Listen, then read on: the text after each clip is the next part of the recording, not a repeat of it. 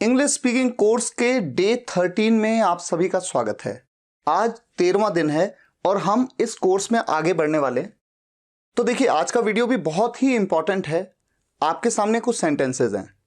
वो दुकान खुली हुई है, खुली हुई, सब्जियां कटी हुई हैं, ये धनिया पिसी हुई है, पेन फर्श पर पड़ा हुआ है, बच्चा बिस्तर पर लेटा हुआ है, टेबल पर कपड़ा बिछा हुआ है, मेरा पैर सूजा हुआ है, दीवार पर कुछ चिपका हुआ है, ये कपड़े बुने हुए हैं, एक आदमी मरा हुआ है, हर जगह थूका हुआ है। इन सभी सेंटेंसेस में आप एक कॉमन चीज देख रहे हैं कि खुला हुआ, कटा हुआ, पिसा हुआ, पड़ा हुआ, लेटा हुआ, बिछा हुआ, इस तरह से लिखा हुआ है।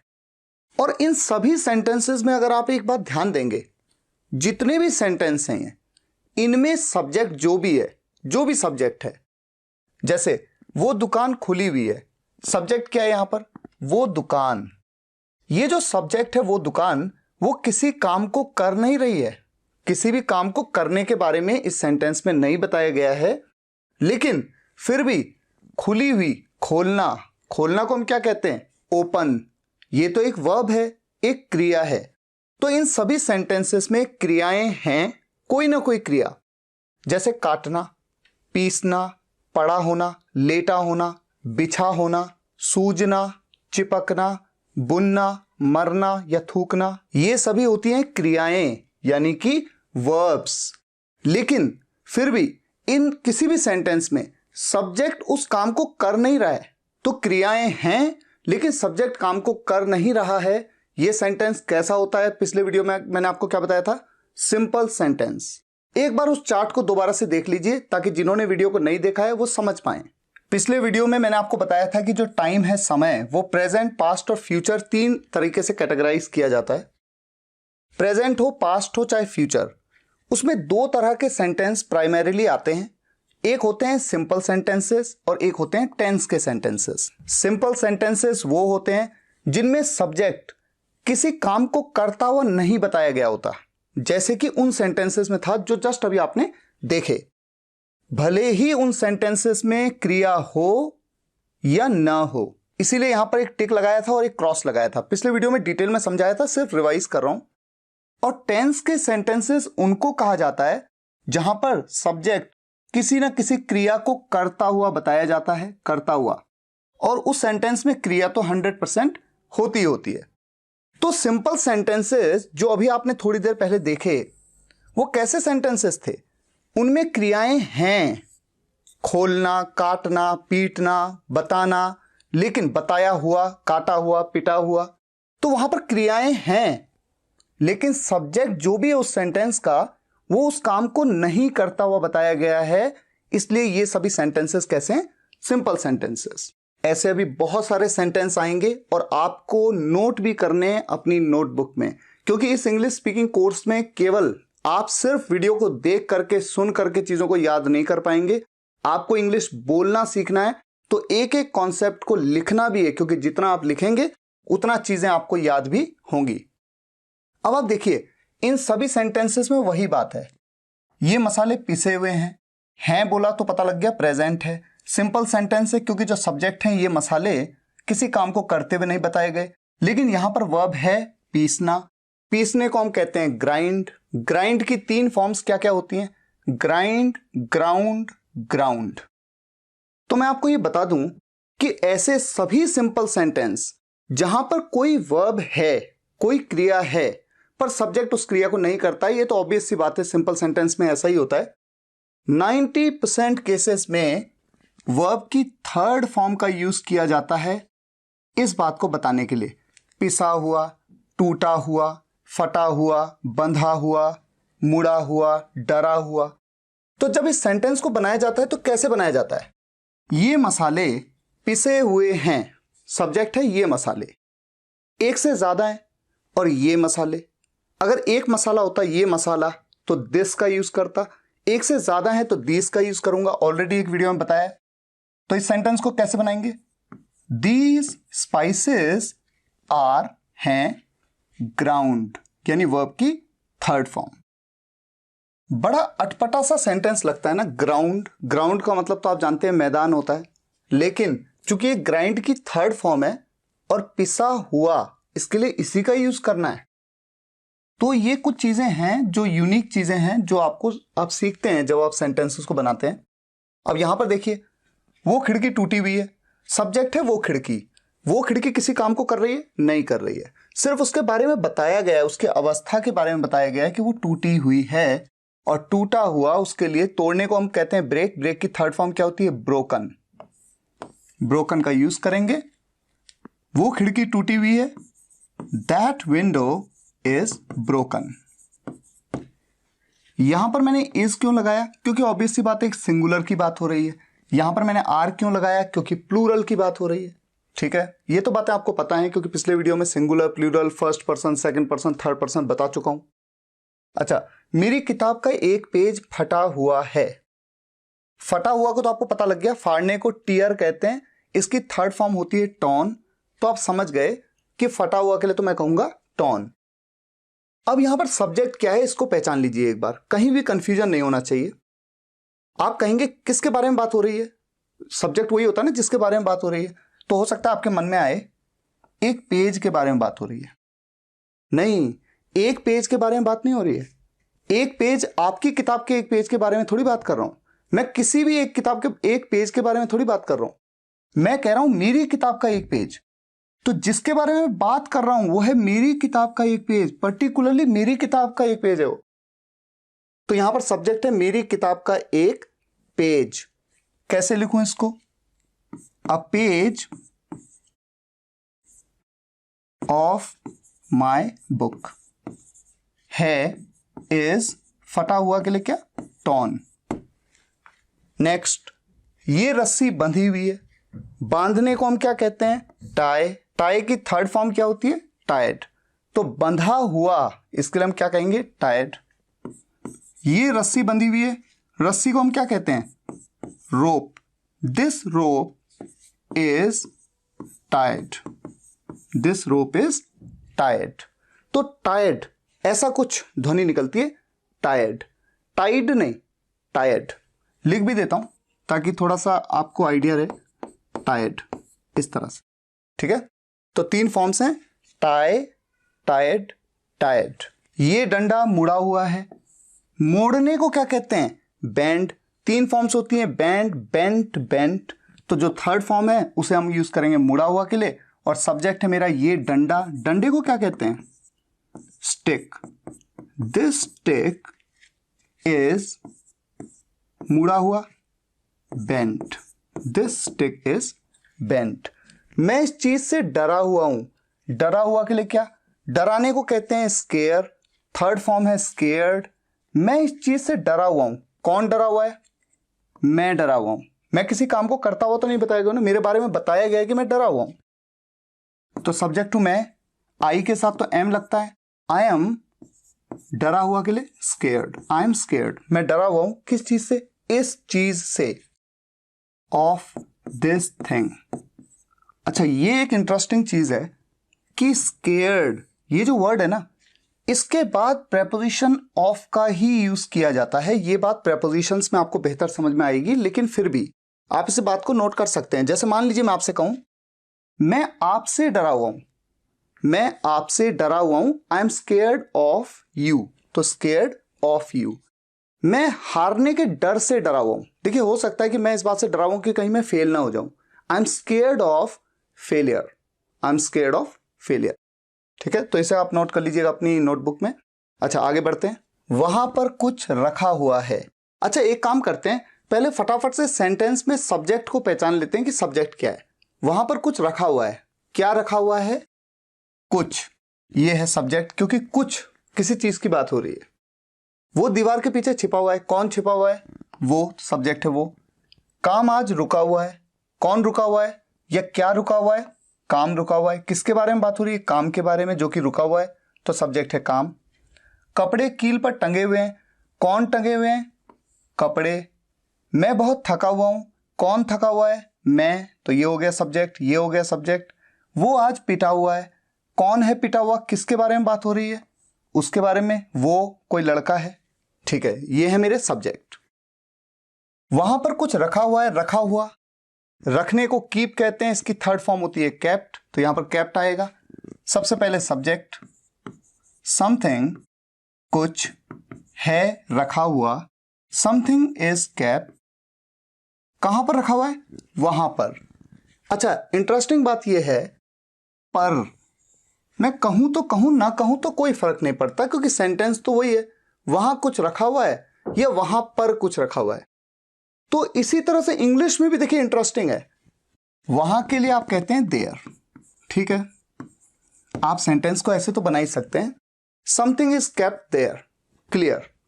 लेकिन आपको जान के हैरानी भी हो सकती है अगर आपको नहीं पता है, जहां पर भी आप देखें देयर का यूज ऑब्जेक्ट में, ये ऑब्जेक्टिव पार्ट है ना, ऑब्जेक्टिव पार्ट में जब भी आप देयर का यूज देखें तो उससे पहले आप बेझिझक ओवर का यूज कर सकते हैं।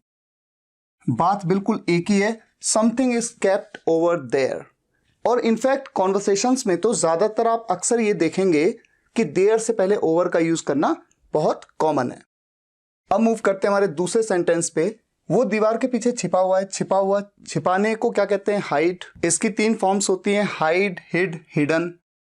तो थर्ड फॉर्म हिडन का यूज करेंगे। वो दीवार के पीछे छिपा हुआ है, जाहिर सी बात है वो कोई लड़का है, ही। अगर कोई लड़की होती तो मैं ऐसा थोड़ी कहता, मैं तो ये कहता वो दीवार के पीछे छिपी हुई है, लेकिन छिपा हुआ है इसका मतलब कोई मेल है। ऐसे में ही का यूज, ही के साथ में इज का यूज प्रेजेंट में, ही इज, वो है छिपा हुआ, छिपा हुआ के लिए हिडन, दीवार के पीछे बिहाइंड द वॉल। अच्छा, एक बहुत ही इंटरेस्टिंग चीज मैं आपको बताता हूं, ये एक एक्सेप्शनल केस की तरह आप मान सकते हैं, अपनी नोटबुक में भी इस बात को नोट करिएगा।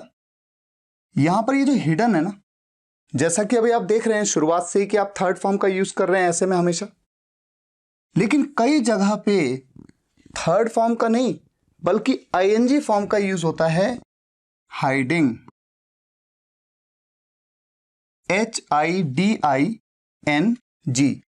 तो he is hidden behind the wall, ऐसा भी कहेंगे तो गलत नहीं है, he is hiding behind the wall, ऐसा भी कहेंगे तो गलत नहीं है। तो इस बात को आप नोट कर लीजिएगा अपनी नोटबुक में। इन फ्यूचर जब भी आपको सेंटेंसेस बनाने हो, आप हिडन या हाइडिंग दोनों में से किसी का भी यूज कर सकते हैं, ये एक एक्सेप्शनल केस है। अब आ जाइए इस सेंटेंस पे, काम आज रुका हुआ है, वर्क इज,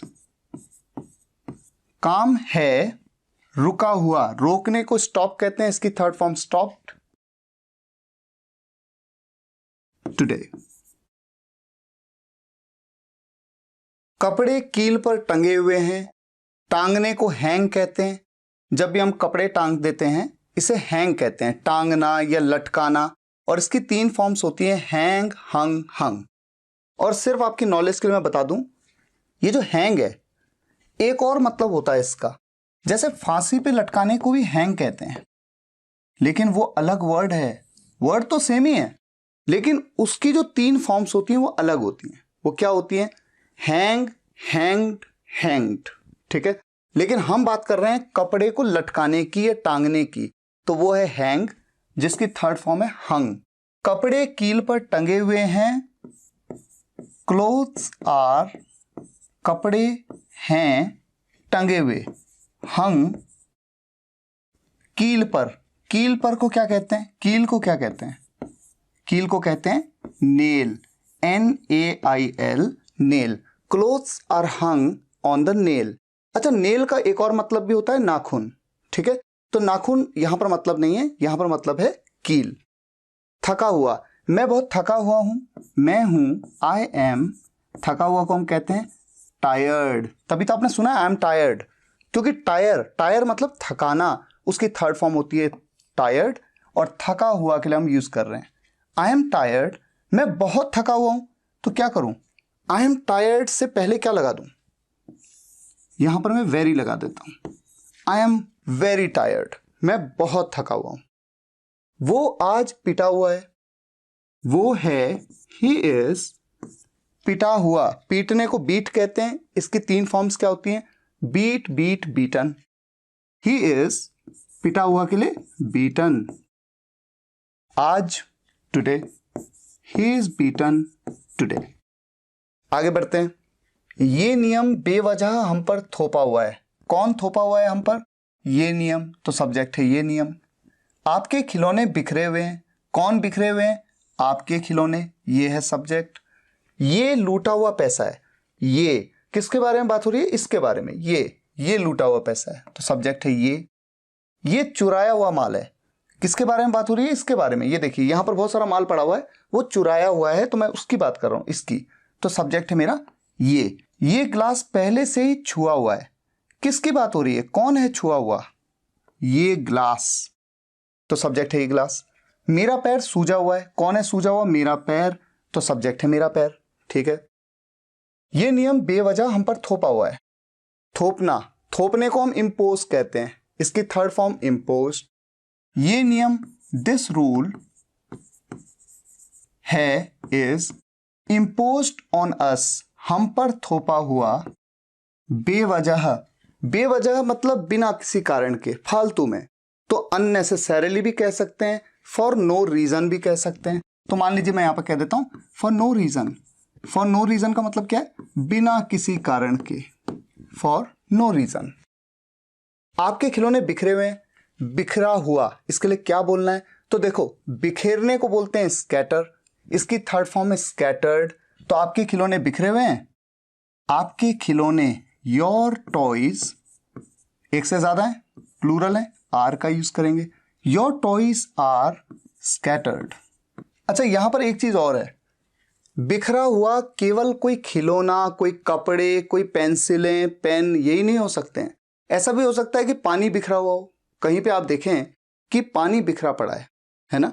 तो अगर आप किसी से कहना चाहते हैं यहां पानी बिखरा हुआ है, तो इसे साफ कर दो। तो जब भी किसी लिक्विड के बिखरे हुए की बात होती है, बिखरा हुआ या छलका हुआ, पानी छलक जाता है, उसके लिए स्पिल वर्ड का यूज किया जाता है, SPILL।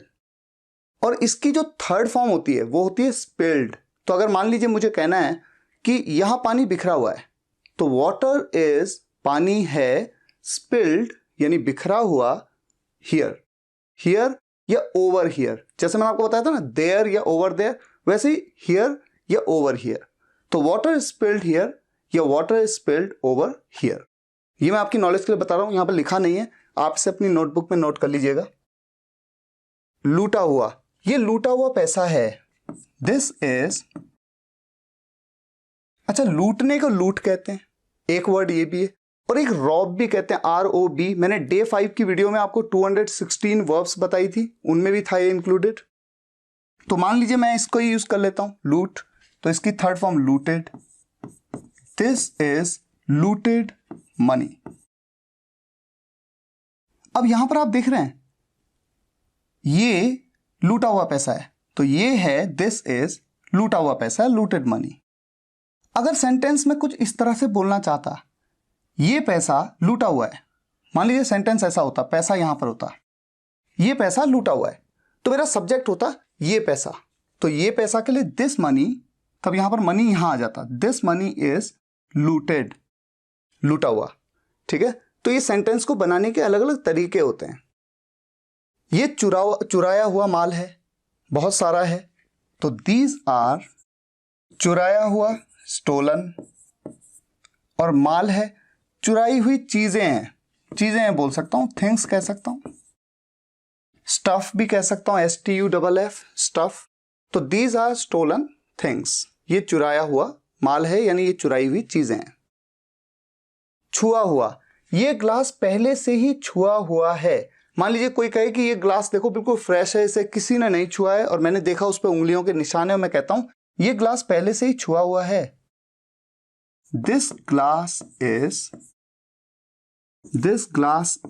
ये ग्लास है पहले से ही छुआ हुआ। ऑलरेडी, इसके लिए क्या यूज करते हैं? ऑलरेडी। हो सकता है ना पता हो, कोई बात नहीं, ऐसे ही नॉलेज बनता है। दिस ग्लास इज ऑलरेडी छुआ हुआ, छूने को टच कहते हैं, उसकी थर्ड फॉर्म टच्ड। मेरा पैर सूजा हुआ है, सूजना, इसके लिए स्वेल वर्ड का यूज करते हैं, और इसकी थर्ड फॉर्म स्वेल, स्वेल्ड, और थर्ड फॉर्म है स्वेल्ड। और इंटरेस्टिंग बात यह है कि इसकी एक और थर्ड फॉर्म होती है, क्या होती है? सोलन। SWOLLEN। अब जब हमें इस सेंटेंस को बनाना है, मेरा पैर सूजा हुआ है, मान लीजिए आपका पैर पूरा का पूरा ऊपर से नीचे तक पैर सूजा हुआ है, आप क्या कहेंगे? माई लेग इज, मेरा पैर है सूजा हुआ, तो स्वेल्ड भी कह सकते हैं, स्वोलन भी कह सकते हैं। तो मान लीजिए मैं कह देता हूं स्वेल्ड। जो भी आप कहना चाहें, आपकी चॉइस है, दोनों में से किसी का भी यूज कर सकते हैं। यहां पर स्वोलन भी कह सकते हैं। अच्छा, आगे बढ़ते हैं। वो अपने ख्यालों में खोया हुआ है, खोए हुए के लिए लॉस्ट, लूज मतलब खोना, third form lost. He is lost, वो खोया हुआ है किस चीज में? अपने ख्यालों में। In his thoughts, in his thoughts. वहां पर कूड़ा फेंका हुआ था, कूड़ा फेंका हुआ था, कूड़े को हम गार्बेज कहते हैं। गार्बेज वॉज, कूड़ा था, कूड़ा या कचरा। गार्बेज वॉज, फेंकने को थ्रो कहते हैं, थ्रो की third form thrown. Garbage was thrown, वहां पर या वहां जो भी है, देयर कहो चाहे ओवर देयर कह दो। Garbage was thrown over there. ये सब मोबाइल बिके हुए हैं। कौन बिके हुए हैं? ये सब मोबाइल। तो सब्जेक्ट है ये सब मोबाइल, एक से ज्यादा है, पास है, तभी तो कह रहा हूं ये सब मोबाइल, वरना मैं कहता हूं वो सब मोबाइल। तो जब पास हैं और एक से ज्यादा हैं तो दीज ऑल मोबाइल्स। अच्छा, यहां पर एक चीज और इंटरेस्टिंग है, सब्जेक्ट में आप कई बार ये नोट करेंगे, दीज ऑल मोबाइल्स या ऑल दीज मोबाइल्स, दोनों तरीके से आप बोल सकते हैं, कुछ भी गलत नहीं है। दीज ऑल मोबाइल्स या ऑल दीज मोबाइल्स हैं, आर, बिके हुए के लिए सोल्ड। क्यों कहा सोल्ड? क्योंकि बेचने को कहते हैं सेल, उसकी थर्ड फॉर्म सोल्ड। ये मेरी किताब में लिखा हुआ था, ये लिखा हुआ था, क्या लिखा हुआ था? ये लिखा हुआ था। दिस, ये था। दिस वॉज, लिखने को राइट कहते हैं, राइट की third form written. This was written, मेरी किताब में, इन माई बुक। लगता है ये आदमी पिया हुआ है, पिया हुआ, पीने को ड्रिंक कहते हैं, ड्रिंक की third form drunk, drink, drank, drunk. लगता है, इस लगता है के लिए हम क्या कह सकते हैं? इसके लिए हम कह सकते हैं सीम्स, या तो सीम्स कह दें। सीम्स का मतलब होता है लगता है, या फिर इससे पहले इट भी लगा सकते हो। इट सीम्स, लगता है, क्या लगता है? ये आदमी पिया हुआ है। कौन है पिया हुआ? ये आदमी। तो सब्जेक्ट हो गया ये आदमी। दिस मैन इज, है, पिया हुआ यानी ड्रंक। अच्छा, यहां पर इट सीम्स की जगह पर लगता है के लिए आप लुक्स लाइक भी कह सकते हैं। ये आप नोट कर लीजिएगा अपनी नोटबुक में, looks like. Looks like this man is drunk. दीवार पर कुछ चिपका हुआ है। क्या चिपका हुआ है? कुछ, सब्जेक्ट है कुछ। समथिंग, कुछ है, समथिंग इज, चिपका हुआ के लिए क्या कहते हैं? देखिए, चिपकाने को स्टिक कहते हैं, थर्ड फॉर्म होती है स्टक। समथिंग इज स्टक, दीवार पर, ऑन द वॉल। अच्छा, स्टक का एक और यूज आपने देखा होगा, जैसे कभी आपने सुना होगा, कोई आपसे कहता है I am stuck in the traffic, मैं ट्रैफिक में फंस गया हूं। तो वो वाला जो है ना, फंसना कहीं पे, उसके लिए भी स्टक का यूज क्यों किया जाता है? नेक्स्ट स्लाइड में देखते हैं। ये देखिए, मैं ट्रैफिक में अटका हुआ हूं, अटका हुआ हूं या फंसा हुआ हूं, बात तो एक ही है। अच्छा, अटका हुआ, फंसा हुआ, इसके लिए भी वर्ड यूज किया जाता है स्टिक, थर्ड फॉर्म होती है स्टक। तो मैं ट्रैफिक में अटका हुआ हूं, I am stuck in traffic. अभी जो हमारा मकसद है ना, वो मकसद ये है कि हमें ये पता होना चाहिए, अटका हुआ, फंसा हुआ, भुना हुआ, धुला हुआ, क्योंकि सेंटेंसेस जब हम बनाएंगे तो इस तरह की चीजें आएंगी, तो आपको कंफ्यूजन नहीं होना चाहिए। मैं षड्यंत्र में फंसा हुआ हूं। अच्छा, फंसा हुआ, अब यहां पर जो अटका हुआ या फंसा हुआ है वो एक अलग मैटर है, क्योंकि वहां पर आप कुछ कर नहीं पा रहे हैं, वो एक अलग चीज है। लेकिन ये जो फंसा हुआ है, ये है किसी षड्यंत्र में फंसा होना या किसी के जाल में फंसा होना। उस तरह का जो फंसा हुआ होता है ना, इसके लिए वर्ड यूज किया जाता है ट्रैप, और इसकी थर्ड फॉर्म है ट्रैप। तो मैं षड्यंत्र में फंसा हुआ हूं, I M trapped in this conspiracy. षड्यंत्र मतलब कॉन्स्पिरेसी।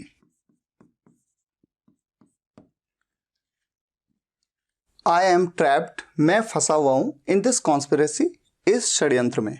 ये भुना हुआ चिकन है, ये है, दिस इज भुना हुआ चिकन। तो भुना हुआ को मैं क्या कहूं? भूनने को हम रोस्ट करना कहते हैं, रोस्ट की third form roasted, this is roasted chicken.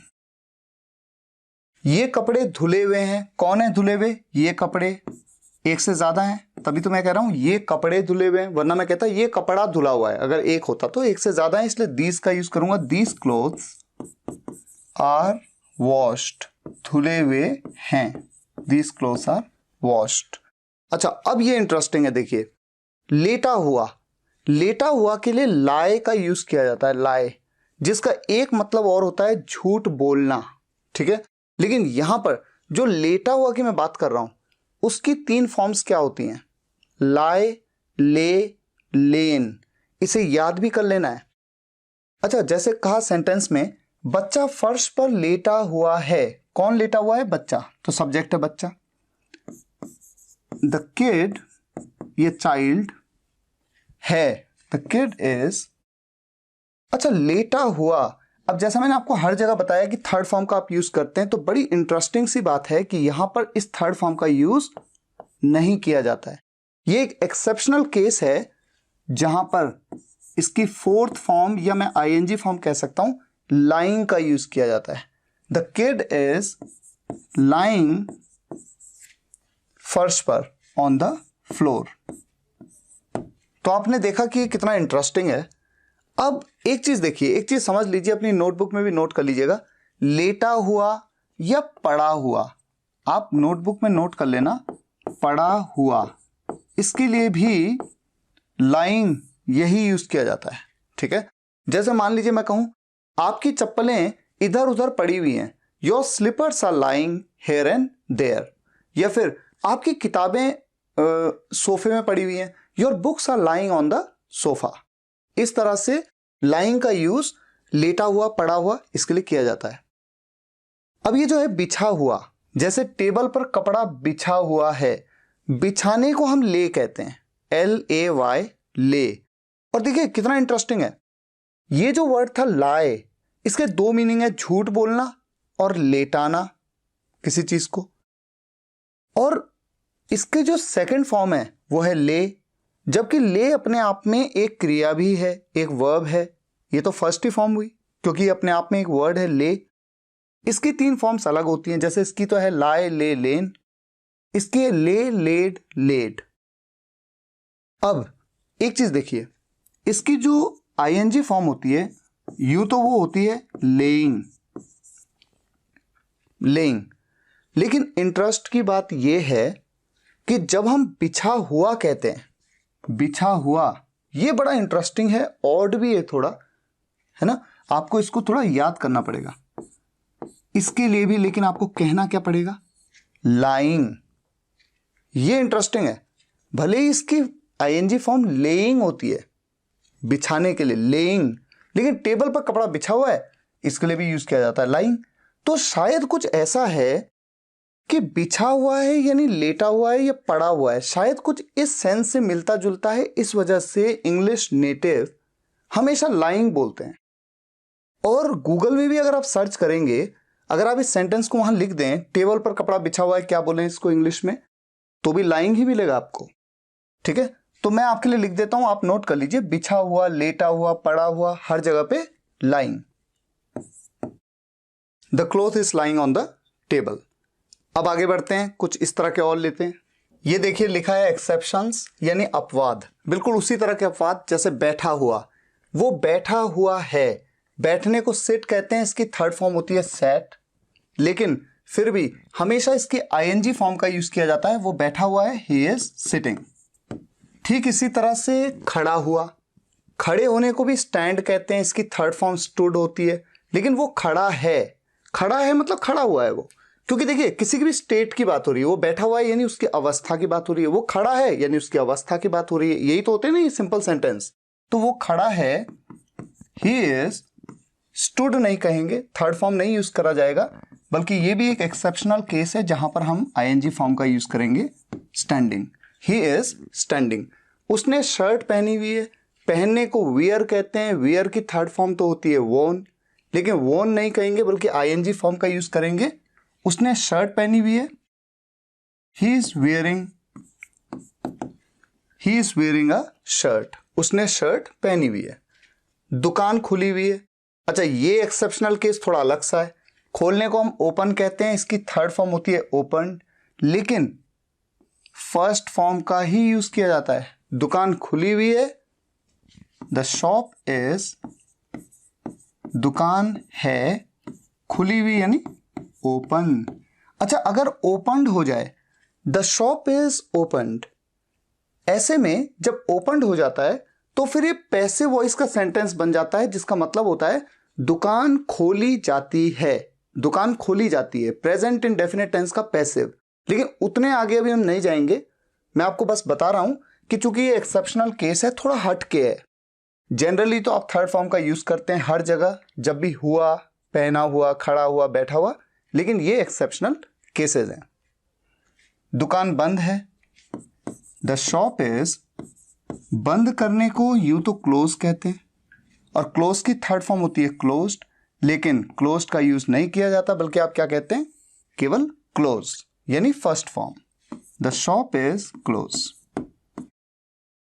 ये व्यक्ति मरा हुआ है, एक व्यक्ति पड़ा है, आप कहते हैं ये व्यक्ति मरा हुआ है। मरने को डाई कहते हैं। डाई की थर्ड फॉर्म तो होती है डाइट, लेकिन यहां पर इनमें से किसी का भी यूज नहीं होता, बल्कि इसके लिए एक अलग ही वर्ड यूज होता है, dead. This person is dead, this person is dead. और इसी तरह से वो सोया हुआ है, सोने को स्लीप कहते हैं, इसकी थर्ड फॉर्म होती है स्लेप्ट, लेकिन इसके लिए एक अलग ही वर्ड यूज किया जाता है सोया हुआ के लिए, अस्लीप। तो वो है सोया हुआ, ही इज अस्लीप।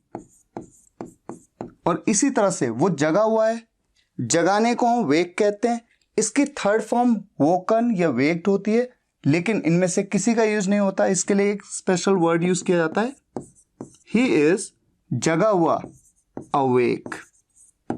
तो आपने इस बात को नोट किया कि ये जो 3 सेंटेंस थे, इनमें हमने वर्ब की थर्ड फॉर्म तो छोड़ो, आईएनजी भी नहीं यूज की, हमने एक अलग ही वर्ड यूज किया, डेड, अस्लीप या अवेक।